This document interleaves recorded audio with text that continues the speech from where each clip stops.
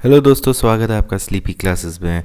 आज हम daily dose of current affairs में अपनी वीक के सारे करंट अफेयर्स को कवर अप करेंगे और देखेंगे कि कौन कौन से क्वेश्चंस हैं जो आपके एग्जामिनेशन में पर्सपेक्टिव हैं और इस तरीके के क्वेश्चंस आप देख सकते हैं।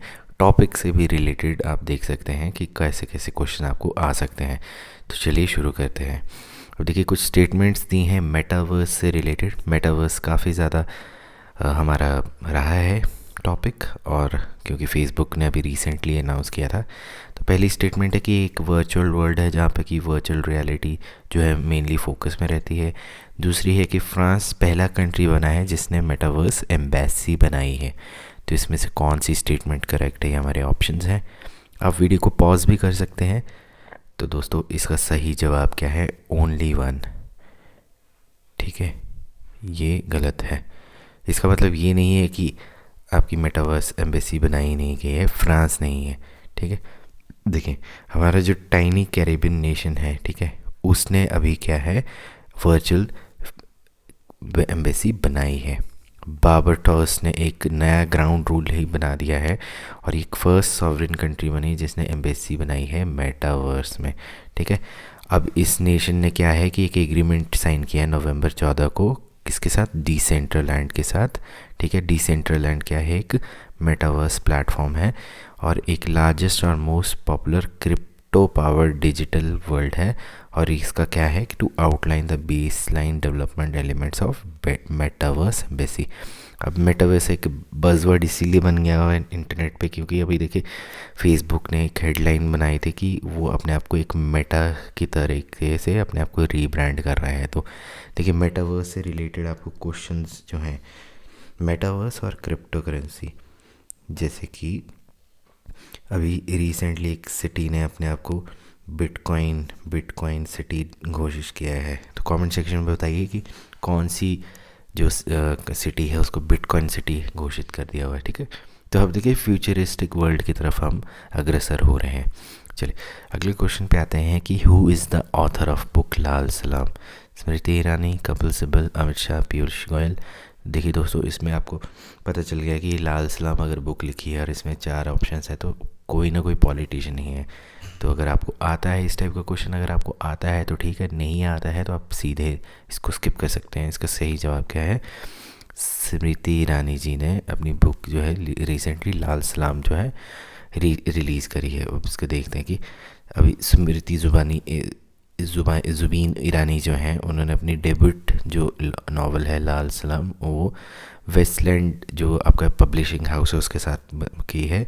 अब ये नावल जो है क्या है, एक तरीके की नावल है। ये किससे इंस्पायर्ड है? ट्रैजिक किलिंग जो हुई थी हमारी 76 सीआरपी पर्सनल दांतेवाड़ में जो 2010 में हुई थी, उनको एक ट्रिब्यूट देने के लिए है, जिसमें उन्होंने दिखाया है कि एक्सेप्शनल मैन और वुमेन जिन्होंने अपनी लाइफ टाइम ऑफ सर्विस दी है कंट्री को, स्पेशली जो चैलेंजेस फेस करते हैं रेड कॉरिडोर में, उससे रिलेटेड ये बुक है। ठीक है जी, और ये नवंबर 29 को आएगी। ठीक है, 1-2 दिन में ही आने वाली है। चलिए, अब बोईता बंदाना फेस्टिवल जो है वो कौन से स्टेट्स में सेलिब्रेट किया जाता है? उड़ीसा, वेस्ट बंगाल, छत्तीसगढ़, झारखंड। तो दोस्तों, इसका सही जवाब क्या है? इसका सही जवाब है उड़ीसा। ठीक है, अब देखिए बोईता बंदाना जो है उस क्या था? Decorating and worshipping ships and boats. ठीक है, अब इस दिन क्या होता है, ओडियाज चाहे वो रिच हो, पुअर हो, रूरल अर्बन हो, बेगर्स हो या बिजनेस टाइकून्स हो, वो वाटर बॉडीज़ के पास इकट्ठा हो जाते हैं और फ्लोट करते हैं रेप्लिकाज ऑफ बोट्स जो कि बनाना स्टेम, पेपर या थर्मोकॉल से बनी होती है। ठीक है जी, और वो लैम्प्स को भी जो है लाइट करते हैं, किस लिए? ताकि वो अपने जो एंशिएंट ट्रेडर्स हैं, साधवास, जो जिन्होंने एस्टैब्लिश किया था ओवरसीज ट्रेड लिंक्स, उनको वो याद करते हैं। अब ये वाला जो आपका बोईता बंदाना इसलिए है कि कोविड-19 की रिस्ट्रिक्शन की वजह से यहाँ पे रिस्ट्रिक्शन लगी थी इस बार। ठीक है, तो इसलिए ये न्यूज़ में था। ठीक है जी, अब बीटल लीव्स जो होते हैं, ठीक है जी, और एरिका नट, राइस जो हैं, ये स्मॉल बोट्स में डाले जाते हैं, काफ़ी ज़्यादा ट्रेडिशनल होता है। ठीक है दोस्तों, अगले क्वेश्चन पे चलते हैं। देखिए कुछ स्टेटमेंट्स दी हुई हैं एशियन यूथ पैरा गेम्स से रिलेटेड। तो पहली स्टेटमेंट है कि हर 5 साल बाद हेल्ड होते हैं और 2025 जो गेम्स हैं वो साउथ कोरिया में हेल्ड किए जाएंगे। तो दोस्तों इसका सही जवाब क्या है? दोस्तों इसका सही जवाब है, इनमें से कोई भी स्टेटमेंट करेक्ट नहीं है। करेक्ट स्टेटमेंट क्यों नहीं है वो जानते हैं। देखिए, एशियन पैरा गेम्स, जिनको हम पैरा एशियाड के नाम से भी जानते हैं, कि मल्टी स्पोर्ट्स इवेंट है जो कि एशियन पैरालंपिक कमेटी जो है वो होल्ड करती है, और हर 4 साल में होता है, ठीक है, 5 साल नहीं है, ताकि ठीक है। और एशियन गेम्स फॉर एथलेटिक्स जो है डिसेबिलिटीज़ जो है, फिज़िकल डिसेबिलिटीज़ जो हैं उनके साथ होती है, ठीक है। अब ये दोनों जो इवेंट्स हैं वो उन्होंने अडॉप्ट की है स्ट्रैटेजी, जो कि ओलंपिक और पैरालंपिक गेम्स होती हैं, दोनों गेम जो हैं सेम सिटी में ही होती है, ठीक है।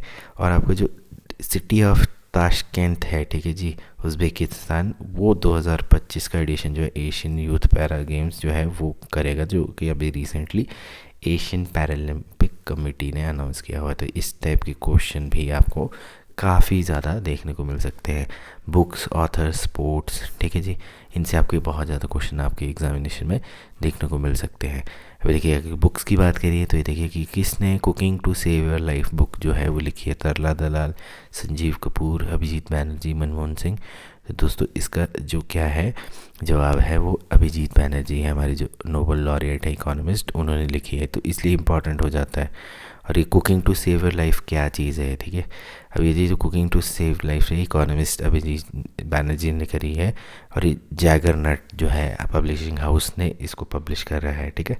अब ये बेसिकली क्या है, सोशल डायमेंशन ऑफ फूड के बारे में है, जिसमें कि ग्रॉसरी रन्स, डिनर पार्टीज़ और लेमन दाल के बारे में किया हुआ है इन्होंने डिस्कस। तो ऐसा नहीं है कि ये जो आपकी cooking to save your life है ये इकोनॉमी से रिलेटेड है, ये कुकिंग से ही एक्चुअल में रिलेटेड है, ठीक है दोस्तों। अगले क्वेश्चन पे चलते हैं कि ऑल इंडिया डोमेस्टिक सर्वे जो है वो कौन सी मिनिस्ट्री और ऑर्गेनाइजेशन जो है वो कंडक्ट करा रहा है, ठीक है जी। ऑल इंडिया डोमेस्टिक सर्वे, तो इसका सही जवाब क्या है? आपके ये 4 ऑप्शन है, ministry of labour and employment, ministry of home affairs, NITI Aayog, national human rights. तो इसका सही जवाब है ministry of labour and employment, ठीक है। और ये न्यूज़ में क्यों है वो भी देख लेते हैं। देखिए, ये एक फर्स्ट एवर ऑल इंडिया सर्वे है किस पे? डोमेस्टिक वर्कर्स पे। और ये अभी लेबर और एम्प्लॉयमेंट मिनिस्टर हमारे भूपेंद्र यादव जो हैं उन्होंने किया था, और ये 1 साल में ये ख़त्म हो जाएगा, ठीक है।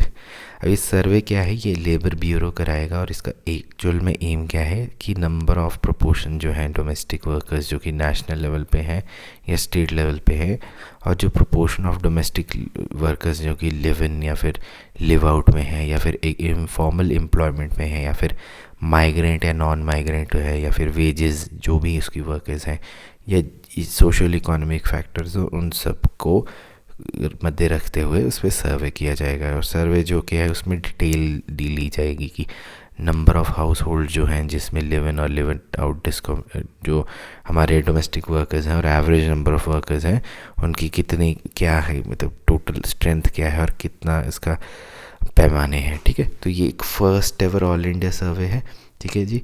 तो और ministry of labour and employment इसको करा रहा है, ठीक है। तो ये आपको पता होना चाहिए। अगले क्वेश्चन पे चलते हैं। देखिए, सैयद मुश्ताक अली ट्रॉफ़ी के बारे में दिया हुआ है, ठीक है। आपकी जो ट्रॉफ़ीज़ होती हैं, चैम्पियनशिप होती हैं इंडियन की, ठीक है, उन पे भी बहुत ज़्यादा क्वेश्चन एक्सपेक्टेड होते हैं। तो ये क्या है, इसकी पहले स्टेटमेंट है कि एक फ़ुटबॉल चैम्पियनशिप है, और दूसरा है कि तमिलनाडु जो है उसने ये 2021 की ट्रॉफ़ी जीती थी। तो इसका सही जवाब क्या है? इसका सही जवाब है बी। ये आपकी स्टेटमेंट ठीक है, ये गलत है, ठीक है। ठीक है, तमिलनाडु ने जीती थी, but Syed Mushtaq Ali trophy cricket से रिलेटेड है, ठीक है। और हमारे जो एम शाहरुख खान हैं उन्होंने एक ड्रामेटिक लास्ट बॉल 6 जो है वो करी थी, और तमिलनाडु ने जो है वो क्या किया, डिफेंड कर रही थी मुश्ताक अली ट्रॉफ़ी, जो कि एक थ्रिलिंग 4 विकेट से जीती है। किसके खिलाफ? कर्नाटका के खिलाफ। तो ये आपको पता होना चाहिए कि कौन जीता है, ठीक है। इस टाइप के आपको, या फिर इस टाइप से क्वेश्चन, या फिर रणजी कौन जीता है, रणजी मैचेस कौन जीता है, ठीक है, ये आपको पता होना चाहिए। This is very very important. चलिए कमेंट सेक्शन में बताइए कि रणजी मैच कौन जीता है, ठीक है। तो चलिए अगले क्वेश्चन पे है कि कतार ग्रैंड प्री 2021 किसने जीता? Max Verstappen, Orlando Rowland, Lewis Hamilton या फर्नांडो अलोंसो। तो दोस्तों इसका सही जवाब क्या है? इसका सही जवाब है लुई हैमिल्टन। लुई हैमिल्टन ने कतार ग्रैंड प्री 2021 जीता हुआ है, ठीक है। अब उन्होंने क्या है कि फॉल्टलेस ड्राइव जो है वो जीती थी अभी रिसेंटली संडे को इनाग्रल जो हुई थी ग्रैंड प्री उसमें किया था, और मैक्स वर्स्टेपेन को लीड देके सिर्फ 8 पॉइंट की लीड लेके वो जीते थे, ठीक है जी। और वेस्टपेटन जो है ऑलमोस्ट 30 सेकंड जो थे वो सिर्फ 30 सेकंड बिहाइंड देते हैमिल्टन के, और वो सेकंड रहे हैं। लेकिन एक काफ़ी ज़्यादा इम्प्रेसिव और एक काफ़ी ज़्यादा बढ़िया कंपटीशन रहा है, ठीक है। और ये देखिए लुई हैमिल्टन किसके लिए रेड बुल ड्राइवर है, और उन्होंने बोनस पॉइंट भी लिया था ताकि वो एक फास्टेस्ट लैप में आए थे क्लोजिंग स्टेजेस में। और फर्दर जो है उन्होंने काफ़ी ज़्यादा डैमेज जो है बाकी अपने कंटेंडर्स को दिया हुआ है। तो आपको ये भी पता होना चाहिए क्योंकि ग्रैंड प्री से भी काफ़ी ज़्यादा क्वेश्चन बनते हैं, और लुई हैमिल्टन तो काफ़ी ज़्यादा फोकस में रहते हैं, ठीक है दोस्तों। तो दोस्तों ये थे हमारे कुछ क्वेश्चंस जो वीक के कंपाइल्ड क्वेश्चंस थे, ठीक है। इसके साथ साथ हमारे हमारे डेली करंट अफेयर्स तो आप देख ही रहे होते हैं चैनल पे, तो उनके ऊपर भी फोकस रखिए, वो भी एग्जामिनेशन पर्सपेक्टिव से काफ़ी इंपॉर्टेंट रहते हैं, ठीक है। अपने एग्जामिनेशन की तैयारी करते रहिए, रिवीजन करते रहिए, जहाँ से आपको नॉलेज मिल रही है गेन कीजिए और अपने एग्ज़ाम्स क्रैक कीजिए, ठीक है दोस्तों। तो मिलते हैं आपसे फिर ब्रेक के बाद, तब तक के लिए टेक केयर, नमस्कार, बाय बाय।